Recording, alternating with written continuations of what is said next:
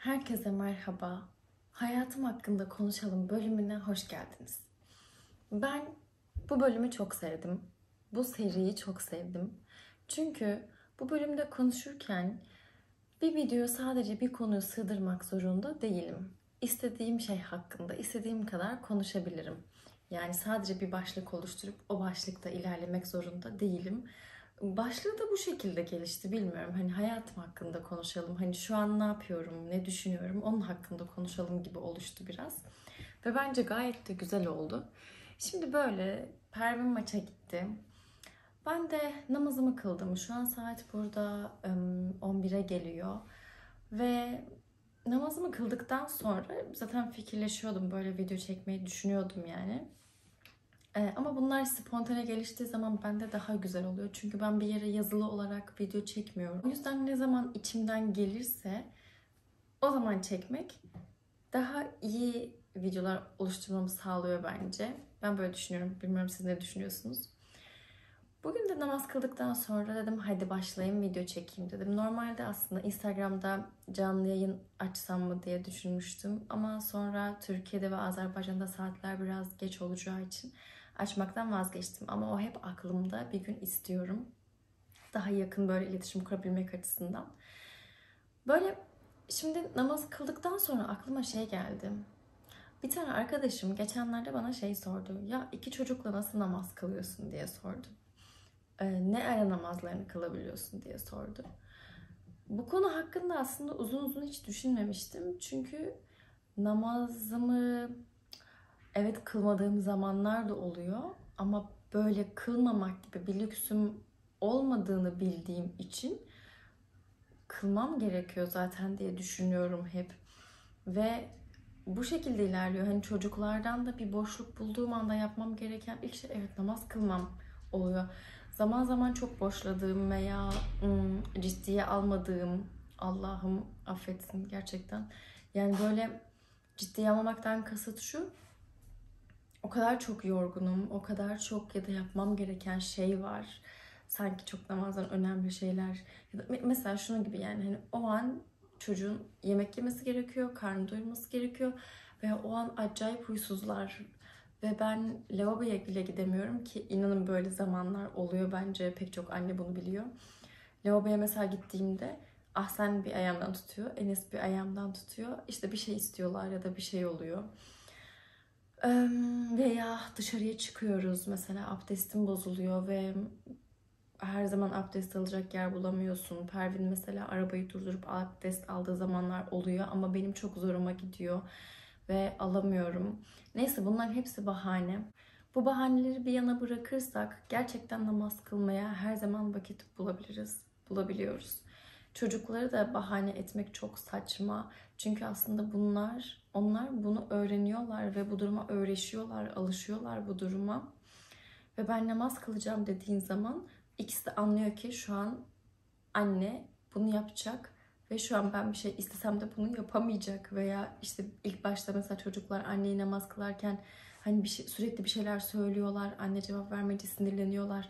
Sonra nasıl mesela bu durum zamanla geçiyor ve bunu biliyorlar ya, namaz kılarken cevap veremeyeceğimizi biliyorlar ya. Onun gibi aslında o namazın süresine de alışıyorlar. İşte şimdi ne yapması gerekiyor? Namaz kılacak. Önce abdest alacak. Sonra mesela Enes bazen bana eşarbımı ve feracemi getiriyor. Anne namaz kılacaksın ya sana getirdim falan diye. Bunu öğreniyorlar. Elbette ne kadar öğrenirlerse öğrensinler. Bazen tepene çıkıyorlar. Bazen o an hayır mesela diyor kılma diyor. İstemiyorum diyor namaz kılmanı diyor. Ben de diyorum ki kılmam gerekiyor ama ben Allah'a teşekkür etmem gerekiyor. İşte şunun için Allah'a teşekkür etmem gerekiyor falan diye açıklıyorum. Bazen diyor ki mesela Enes ki çoğunlukla diyor eşarbını takma diyor. Feraceni çıkartıp benim yanıma gel diyor. Bilmiyorum renginin siyah olması onu etkiliyor mu ya da ama mesela bu pembe ve üzerinde çiçekler var. Bunu da bazen istemiyor. Yani çok hani garip çocukların davranışları ve tutumları olabiliyor. Ama çocuğun bu tutum ve davranışları tabii ki de yine de namaz kılmaya engel değil, olmamalı. Ve en güzeli benim hayatımda birebir gözlemlediğim bir şey var. O da şu. Namaz kılmadığım dönemlerde çok daha gergin, çok daha mutsuz ve çok daha sinirli bir anne oluyorum. Ben bunu şuna bağladım. Çünkü namaz kılmadığımda içten içe kendimde bir suçluluk hissediyorum. Kendimi iyi hissetmiyorum. Ve gün içerisinde sürekli bir şeyle bir kavga ve dövüş halinde oluyorum. Aslında namaz kılsam o üzerimden atacağım o negatifliği. Ve namaz kıldığım dönemlerde düşünün ki mesela çocuklar kavga ediyorlar, işte ne bileyim ağlıyorlar, kavga ediyorlar. O an çok sinirliyim. İşte aslında tam o anda namaz kıldığımda o kadar sakinleşiyorum, dinginleşiyorum ki onlara namaz bittikten sonra daha iyi bir şekilde yanıt verebiliyorum. Daha iyi bir dönüt yapabiliyorum yani. Eğer o an mesela o sakinleşmeyi gerçekleştiremezsem aslında meditasyon, yani mesela sinirlenmeye başladığın zaman da diyor ya kendini işte sakinleştirebilmen, işte nefes al ver, ne bileyim oturuyorsan kalk, kalkıyorsan başka bir odaya git, sakinleş, hani nefes al, gözünü kapat bilmem ne. Bunu aslında namazda yapıyorsun, yani namazla sakinleşiyorsun. Ben kendime bunu gözlemledim. Mesela o an insan duyguları şey noktasına geliyor, böyle yani bir terazi gibi, yani eşitliyor.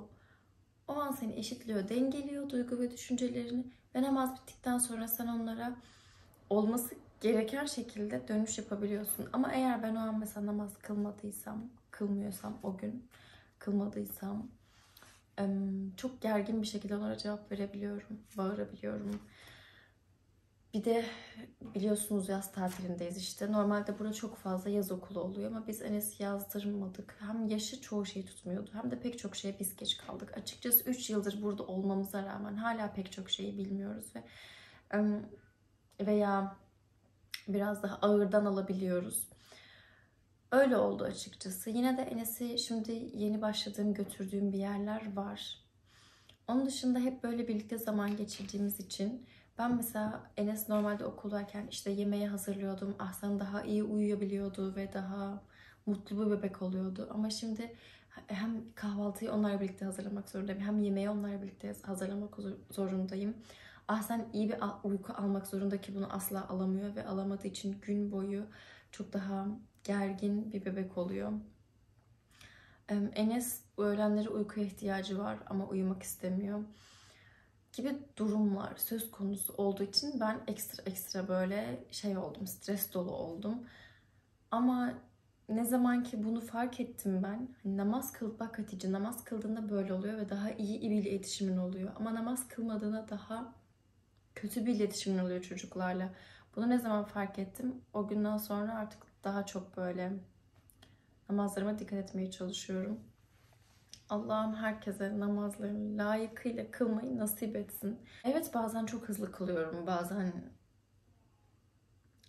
önümde oluyorlar ve ben ne tarafa secde yapacağımı bilemiyorum. Yani çok karışık durumlar olabiliyor gerçekten. Ama Rabbim niyetimi halis kılsın. Allah'ım niyetlerimizi halis kılsın ve gerçekten onun rızası için namaz kılanlardan eylesin bizi. Elimden geleni yapıyorum gerçekten. Sonra size buraya unutmayayım diye hemen şimdi oturdum ve 2-3 tane not aldım, başlık almıştım. Geçenlerde bir tane arkadaşım, bayramda bir arkadaşlarımızı ziyarete gittik işte. Neyse, görüştüğümüz bir arkadaşın ablası da vardı. Böyle hani psikoloji, bilmiyorum, Allah'la olan iletişim ya da kendimize dönüş, böyle şeylerle ilgili birisiydi. Biraz böyle biz o arkadaşla çocuklardan falan konuşurken çok güzel bir söz söyledi. O sözü söyleyeceğim şimdi size. Ben bu sözü söylediğimde aklınıza ilk ne gelecek çok merak ediyorum. Çünkü bu sözü Pervin'e söylediğimde ilk aklına direkt yani böyle bir şey geldi, bir olay geldi. Ya hani de şöyle bir şey olmuştu, hatırlıyor musun? Demek ki dedi böyle olması gerekiyormuş. Yani ablası şöyle bir şey söyledi, dedi ki mesela biz şeyden konuşuyoruz, çok zorlanıyoruz falan filan diye konuşuyoruz ya. Ablası dedi ki mesela demek ki siz şu an yani o durumda onu yaşarken ona ihtiyacın varmış senin. Ve Allah sana onu gönderiyor. Senin çocuğunun da buna ihtiyacı varmış. Ona da onu gönderiyor. Ona da öyle bir hareket katıyor. Üzerinde tartışılabilir bir cümle ama hiç üzerinde tartışmadan. Ben sana diyorum ki mesela senin demek ki ona ihtiyacın varmış. dediğimde aklına ne geliyor? Bir şey geliyor mu? Kötü bir şey yaşamış olabilirsin. Kötü bir tecrübe yaşamış olabilirsin. İyi bir tecrübe yaşamış olabilirsin. Anlamlandıramadığın bir şey yaşamış olabilirsin. Demek ki düşünsene, demek ki senin ona ihtiyacın varmış. Bu şöyle geldi bana yani. İnsanın kafasını o kadar rahatlatan bir cümle ki ben şu an zorlanıyorum bazı konularda. Annelikte çok fazla çuvalladığımı düşünüyorum zaman zaman. Başka konularda zorlandığımı düşünüyorum. Ama ya demek ki benim o an öyle bir zorlanmaya ihtiyacım varmış ki ben bunları anlayabileyim. Ben bunları düşünebileyim. Çok güzel bir bakış açısı. Dediğim gibi tartışılabilir üzerinde. Evet, hani farklı şeyler çıkabilir ama hiç tartışmadan böyle sade ve böyle yalın haliyle baktığımız zaman cümleye çok böyle kafa rahat ya. Ya Allah bana bunu vermiş. O yüzden benim buna ihtiyacım varmış diyorsun ve rahatlıyorsun. Denerseniz lütfen yorumlara yazın yani. Bu sizde de böyle bir etki uyandırdıysa bendeki gibi. Diğer bir konuya gelecek olursak, bu da izlediğim bir filmle alakalı. Sen doğduğundan beri sanırım izlediğim ikinci film bu.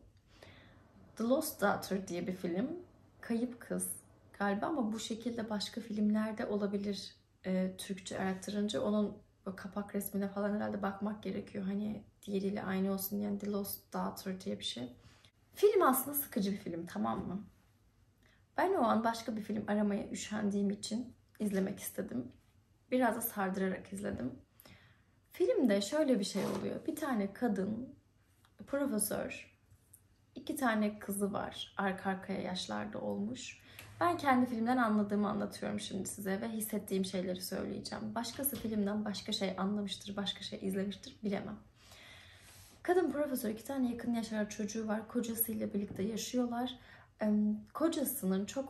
Kocası işte seyahatlere falan gidiyor. Çok fazla evde kalmıyor. Kadının da biraz galiba işi gücü oluyor.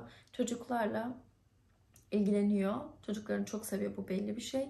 Ama çocuklarla ilgilenirken bazen onlara karşı sert ve sabırsız olabiliyor. Ben bu filmi izlerken kendimi gördüm arkadaşlar. Yani bazen evet, ben onun kendi büyük kızına yaptığı şeyleri kendi oğluma yapıyorum. Hani yaptım yani.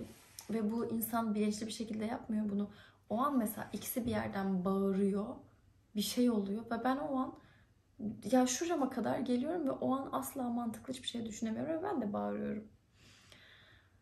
Bu kadın filmde şöyle, kızlar falan büyümüşler, kadın yaşlanmış. Bir tatile gidiyor kadın. Tatilde gittiğinde bir kadın ve çocuğunu izlerken kendi kızlarını hatırlıyor. Ve onlarla yaptıkları aslında biraz da kötü şeylerini hatırlıyor. Sonra kadın işte gençliğindeyken bu çocukları terk edip gidiyor, başka bir adamla ilişki yaşıyor. Çünkü kendi hayatından çok daralmış, bunalmış sanırım.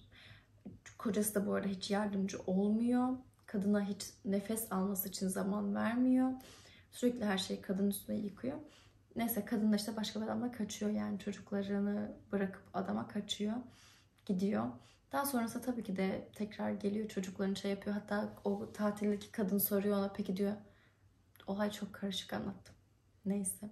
Kadın diyor ki niye diyor, peki diyor geri döndün diyor, kaçmışsın diye. Çünkü diyor anneler diyor bencil olurlar diyor. Onunla çocuklarımı özledim ve geldim diyor hani. Bilmiyorum, film beni kötü hissettirdi açıkçası. Yani filmden sonra birkaç gün boyunca çok böyle düşündüm ve düşünceliydim. Açıkçası hani şey dedim, işte bir daha yapmayacağım bunu. Çünkü o çocuktaki etkilerini görüyorsunuz. O çocuğun nasıl böyle kendisini geriye çektiğini görüyorsunuz. Büyük olanın, yani onun kızının nasıl kendini geriye çektiğini falan orada gösteriyor işte. Kötü hissettim yani. Kendi oğlum adına kötü hissettim. Evet, belki ben onun kadar yapmıyorum ama yine de bana orada suçluluk hissettirdim. Böyle filmleri de bu arada izlemek ne kadar mantıklı bilemiyorum ama denk geldi. İzledim. Yine olsa yine izlerim. Dediğim gibi bazı bölümlerini böyle sardırarak izledim. Ama düşünmeme vesile oldu. Böyle yani iyi bir filmdi. Ve sonra son olarak gelelim. Instagram'da bir anket yaptım bununla alakalı ve YouTube'da uzun uzun anlat dediler. Ama ben onun için ayrı bir başlık oluşturmak istemedim. Dün ya da ondan önceki gündü. Enes'le ve Ahsen'le parka gittik. O parkta ben hiç ummadığım bir şekilde 3 farklı insanla tanıştım. Bu ilk insanları, ilk ikisini çok ayrıntılı anlatmayacağım. Çünkü çok fazla betimlemeye girebilirim ve bu sizi sıkabilir. O yüzden bunu çok irdelemek istemiyorum. Sadece şöyle anlatacağım. İlki, ben bir de o gün böyle bir şeyler yaşamayı hiç beklemiyordum. 3 tane ayrı insanla aynı günde tanışmayı, konuşmayı hiç beklemiyordum. Ama insan hayatı böyle sürprizlerle dolu ve o parka biz uzun zamandır gitmiyorduk. Çok uzun zamandır gitmiyorduk. Park tadilattaydı zaten. Sonra gittik. İşte parkta şey vardı. Belediyenin oluşturduğu çocuklar için 3-5 yaş ve işte 6 yaştan 11 yaşa kadar olan çocuklar için etkinlikler var bedavaya. Enes'i de onlardan birisine koydum. O vesileyle o parkta biraz uzun kalmış oldum. Parka ilk gittiğimizde bir tane Afrikalı bir kızla tanıştık, tamam mı? Kız acayip konuşkan bir kız. İnanılmaz konuşkan, yani böyle 1 yaşında bir kardeşi var. Ve Enes'in oynadığı yerde oynuyor. Kız da 9-10 yaşlarında. Böyle Enes'e işte Ahsen'le alakalı sorular sormaya başladı. Kaç yaşında, adı ne, işte benimki de böyle, işte seninki de böyle. Ben de bunları izliyorum. Sonra ben oturdum. Kız yanıma geldi. İşte sen annesi misin bunların? Evet dedim, ben annesiyim. Ben de bunun annesiyim dedim ki hayır, inanmıyorum, sen bunun annesi olamazsın. Güldü işte. Evet, ben annesi değilim ama buna ben bakıyorum. Annem evde yatıyor. Biz babamla geldik. Annemin dinlenmesi gerek. Böyle o kadar hoşuma gitti ki, hani şey, çok hoşuma gitti. Yani anneyi düşünen birilerinin olması hoşuma gitti açıkçası ve kız gerçekten kardeşine çok iyi bakıyor. Sonra kızın böyle yüzünü çizmiş, tamam mı, küçük kız. Dedi ki işte bak benim buralarımı çizdi bu bebek falan dedi. Evet dedim, bak bu bebek de bizi çiziyor dedim. Sonra kızın biz dedi bunun tırnaklarını nasıl kesiyoruz biliyor musun? Ben bunun tırnaklarını yiyorum dedi ve kardeşinin tırnaklarını yiyerek kesiyor tırnaklarını. Ondan sonra kız yani işte bize parka gezdirmeye çalışıyor. Bak bu parkta bu var, bak bu parkta şu var falan diye. Çok tatlıydı, çok pozitifti böyle. Bana inanılmaz bir enerji verdi o kız. Güzel bir enerji verdi. Daha sonrasında ama böyle bayağı yakın oldu. Hatta işte birlikte fotoğraf çekinelim dedi. Birlikte fotoğraf çekindik. Bizim için güzel bir anı oldu. Biraz böyle ailevi şeylerinden de bahsetti. Biz annesiyle babasından falan da bahsetti bana. Ee, yani çok ilginç bir başlangıç yaptım o kızla o güne. İkincisi, bir tane Morokon bir kadınla tanıştık. Sıra bekliyorduk Enes'i kaydettirmek için. O da 5 yaşındaki oğlunu verecekti. Onun oğlu daha önceden gelmiş oraya. İsim verecektim, neredeyse isim vermeyi. Belki daha sonra tanıyan birileri falan çıkarken. Kadın kötü bir şey söylemedi de yani. Neyse işte nerelisin, neredensin işte falan konuşurken böyle ben Türk'üm hani deyince, Türklere benzemiyorsun işte, kızına çekik göz dedi. Sen de işte böylesin falan dedi. Evet dedim, biraz böyle ama Türk'üm, yani ben bildiğim Türk'üm dedim. Kızımın sadece babası Azerbaycanlı, belki o yüzden o da çekiktir biraz dedim. Neyse kadın öyle konuşurken dedim hani siz nerelisiniz? Ben dedi işte Morokkoluyum, Faslıyım dedi. Sonra Faslıları hiç sevmediğinden bahsetti. Normalde buradaki Türklerde de var bu. Hani Türkler birbirinden kaçıyor, Araplar birbirinden kaçıyor. Böyle e, Türk gördüğü zaman alışveriş yapmak istemiyor. Araplar da birbirlerinden alışveriş yapıyorlar ama yine de uzak kalmaya çalışan bir kesim var. O da kendi Faslılar hakkında böyle söyledi. İşte nerede bir boşluk görsen yani birbirlerini kırmaya çalışıyorlar. Kullanmaya, yani ezmeye çalışıyorlar falan diye böyle anlattı. Bilmiyorum. Aslında bu mesela Türkiye'deki Türkler de belki şu an aynısını yapıyorlar. Ama buradaki Türklerden de bunu yapanlar çok fazla var. Yani yanlış yönlendiren çok fazla var. Veya hani buraya gelmiş belli bir azınlıktasın ama yine de birbirlerini bu şekilde kullanmaya çalışanlar çok fazla var. Asıl olay üçüncü kadındı, tamam mı? Enes'i neyse ben oyun grubuna verdim. Böyle bir tane kastil var orada. Onun içine girdiler. Ben dışarıda oynarlar diye düşünüyordum. Ama 3-5 yaşındaki çocukları içeriye aldılar ve içeride oynadılar. Galiba hava sıcaktı, belki o yüzden, bilmiyorum. Ben de Ahsen'le birlikte orada böyle açık, böyle kafe gibi bir yer var. Bir toprak, kum bir alanda oluşturmuşlar. Bebekler ve çocuklar işte kalanlar. Orada oynasınlar diye. Anneler babalar oturabiliyorlar. Bir şeyler alabiliyorsunuz, içebiliyorsunuz. Neyse orada o tarafa doğru gittim. Bir tane kadın ve ahsen yaşlarında bir bebek kumda oynuyorlardı. Dedim ki hani biz de size katılabilir miyiz? Evet dedi kadın, böyle hani güler yüzlü sıcak birisiydi yani. Sonra o konuşmaya başlattı. Ahsen'i sordu, işte Ahsen'i işte sordu. Ben onunkini sordum. İşte ikisi de aynı yaşlılarmış falan böyle. Neyse kadınla o şekilde konuşmaya başladık. Sonra ben Ahsen'le Türkçe konuşuyorum ya. Kadın bana dedi ki hangi dilde konuşuyorsun? Dedim ki Türkçe konuşuyorum. Kadın bu arada işte dedim mi Jamaikalıydı. Ama burada doğmuş büyümüş. Ondan sonra Türkçe konuşuyorum dedim. Dedi ki kadın benim de hayattaki en büyük aşkım Türk'le dedi. Yani yıllar önce bir tane Türk bir adamla aşk yaşıyor ve hani hep söylüyorum bunu dedi. Çok büyük bir aşktı benim için. Ve unutamamış belli. Yani unutamamış derken şu an kadının 2 tane çocuğu var zaten. 10 yıldır evli. Demek ki bazı şeyleri unutamamış. İşte nasıl oldu, nasıl bitti falan böyle bunları anlattı biraz. Sonra dedi ki işte sonra da evlenmek istedi dedi. Ama olmadı dedi. Neden olmadı dedim. Sizce neden olmadı? Kız da çok güzel. Kadın gerçekten çok güzeldi bence. Zaten zencilerin çok güzel oluyor tenleri falan ama kadın gerçekten güzeldi. Çocukları desem böyle hani şu an böyle esmer ve yeşil gözlüler. Böyle muhteşem yani çocukları. Olmasa tabii ki de bir hayır var. Neden olmadı dedim. Sizce neden olmamış? Neden olmamış biliyor musunuz? Kayınvalide diyeyim. Bu arada adamın falan adını, soyadını, her şeyini söyledi ama söylemek istemiyorum çünkü sonuçta Türk birileri falan çıkar, tanıdığının tanıdığıdır. Çünkü adam da evlenmiş artık ve ortalık karışır falan diye korktuğumdan söylemiyorum. Neyse e, adamın annesi, ailesi demiş ki biz demiş kendi kültürümüzden birisini istiyoruz demiş. Farklı kültürden birisiyle evlenmeni istemiyoruz demiş. Ve o bu konuda hiçbir çaba sarf etmemiş benim anladığım kadarıyla. Nasıl yani diyorum, bu kadar büyük bir aşktan sonra adam annesinin babası sözünü mü dinledi? Evet, üstüne de sonra da gitmiş evlenmiş zaten. Ve ben de kadına şeyi söyledim. Biliyor musun dedim, hani biz Türklerde var böyle bir şey yani. Ben de hani Azerbaycanlı birisiyle evlenmek istedim. Ki Azerbaycan çok da uzak bir millet, çok da uzak bir kültür değil yani bize. Dedim babam benimle kaç ay konuşmadı yani. Onlar da ilk başta istemediler dedim. Kadın çok şaşırdı yani niye böyle bir şey var diye.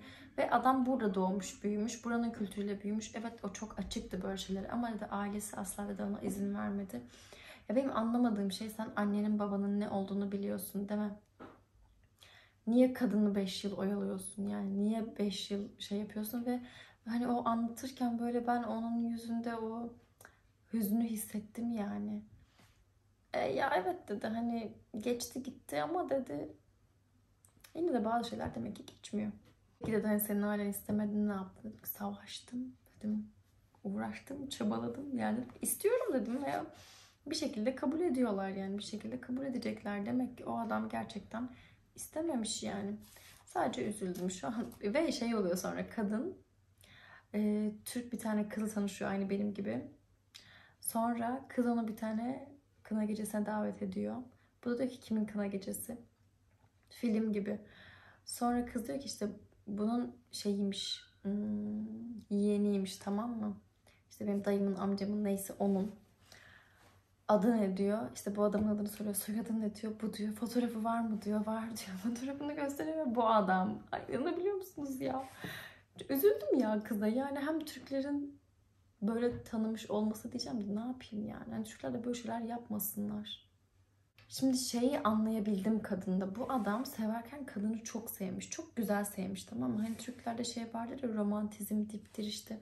Hangi kelimeleri biliyorsun diyorum mesela Türkçe. Neredesin? Çünkü adam bunu 2 dakikadan bir neredesin diye arayıp sormuş yani. Tabii ki de Netherlands sormuştur ama Türkçesini de öğrenmiştir yani. Bu şeyi bence o bağımlılığı yani o tutkuyu bu adamda yaşamış. Çünkü hani buradaki diğer milletler ya da Flemenler biraz daha belki rahat bir ilişki yaşıyor olabilir. Ama bu kadın biraz daha böyle şeyde yaşamış galiba. Öyle ya böyle işte uzun uzun konuştum ben bu insanlarla ve o gün üzerimde inanılmaz bir enerji vardı. Çok güzel oldu ya, keşke böyle hani her günüm bir sürü insanla tanışarak geçse dedim. Ama tabii çok mümkün olmuyor. Hatta o kadınla şunu da konuştuk. Yani dedim, eğer burada belki senin yerine başka birisi oturuyor olsaydı ben onunla bu kadar muhabbet bile etmeyecektim. Neden dedi. Yani çünkü her insan bu kadar açık olmuyor farklı kültüre. Bazen çok yabancı hissedebiliyorsunuz kendinizi. Bu belki işte hicabın da etkisi olabilir. Belki farklı milletten olmanın etkisi olabilir. Belki onların ana dilini iyi bilmemekten de kaynaklı olabilir. Bilemiyorum neden. Açık açık ırkçılık yaşadığım bir durum olmadı. Benim fark etmediğim pek çok şey olmuştur illaki. Bunu bilinçli yapmışlardır veya bilinçsiz yapmışlardır bilemiyorum ama Belçika'da ırkçılık bir suç. O yüzden kimse sana zaten açık açığa işte sen git ne bileyim ne falan filan yapamaz. Sadece o gün böyle ona ihtiyacım varmış, biliyor musunuz? O gün benim o insanlarla karşılaşmaya ihtiyacım varmış. Biz birkaç gün, böyle 4 gün 5 gün falan arabamız bozuktu ve dışarıya çıkamadık ve ben evde artık patlayacaktım ve o gün ilk kez tekrar arabamızla dışarıya çıktığımız bir gündü ve artık ben farklı bir insan yüzü görecektim. İşte çok geçmedi ama 3-4 gün sonra. Ve demek ki benim onlara ihtiyacım varmış. Onların bana vereceği hislere ihtiyacım varmış. Bilmiyorum, öyleydi yani. Güzel bir gündü benim için. Ve siz de eğer Belçika'dan izliyorsanız bu videoyu, o parkı biliyorsunuz. Bu Merksem'deki kilisenin oradaki park, adını unuttum. B ile başlıyordu ama unuttum adını. Oradaki park, kütüphanenin karşısındaki park. Yani Park van Merksem değil de diğer park. Yolun karşısındaki park. O parkta etkinlikler oluyor işte, biliyorsunuzdur. Oraya çocuklarınızı götürebilirsiniz. Ben bayağı sevdim. Hafta içi de yine götürmeyi düşünüyorum. Eğer Azerbaycan'dan izliyorsanız Azerbaycan hakkında diğer videolarımı izleyebilirsiniz. Eğer anneyseniz annelik hakkında diğer videolarımı izleyebilirsiniz. Veya vlog seviyorsanız vloglarımı izleyebilirsiniz. Bu kanalda tek bir şey yok. Bu kanalda bir sürü bir şey var arkadaşlar. Hayatım hakkında konuşalım videomu. Bu 3. bölümüm artık. Bilemiyorum. Siz ne düşünüyorsunuz bu bölümler hakkında? Buna devam edelim mi? Hayatım hakkında konuşalım mı? Kendinize çok iyi bakın. Allah'a emanet olun. Bu videoda size eğer bir şey öğretebildiysem, güzel bir şeyler hissettirebildiysem ne mutlu bana. Sizleri seviyorum. Hoşça kalın.